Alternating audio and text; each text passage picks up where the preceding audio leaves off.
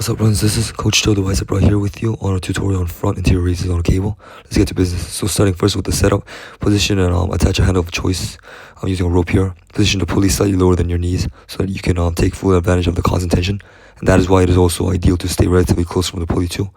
And you are now ready to perform the exercise. Going into details, yes, please protract your shoulders instead of retracting throughout the set. Anterior deltoid this way will be worked at max. And push your hips forward, make a posterior pelvic tilt, prevent your lower back from extending, which then you leave yourself vulnerable for injury later. Arms should be raised to a point where your hands are in line with your shoulders, okay? These are some examples of poor and inefficient form. Do not swing to the extreme. You are asking for trouble on your lower back. And we're not praying to Jesus, Allah, Buddha, or whatever for neck pain, okay? Don't move the neck like this. Elbows being too bent will minimize the full use of the front shoulder, which then you reduce the mechanical movement known as the shoulder flexion, which is the main primary function of the front shoulders. And elevating the shoulder is no good either, because it's obviously going to work more of a trapezius. Don't do it. You look pretty dumb doing all these stuff too.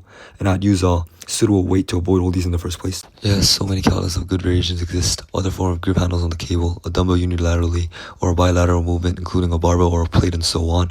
Use what is available and what feels good, especially for you. A lot of gym rats talk about how inefficient and worthless this exercise is because anterior shoulders already receive enough work from so many upper body exercises like the bench press or a barbell curl.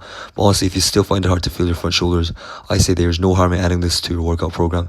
Besides, they do, believe it or not, provide the most isolation on your front shoulders more than any other exercises. That's it for today. That's how you perform a cable front interior raises. And I hope you can make some bolder shoulders. The Bicep Bro will catch you all later. See you.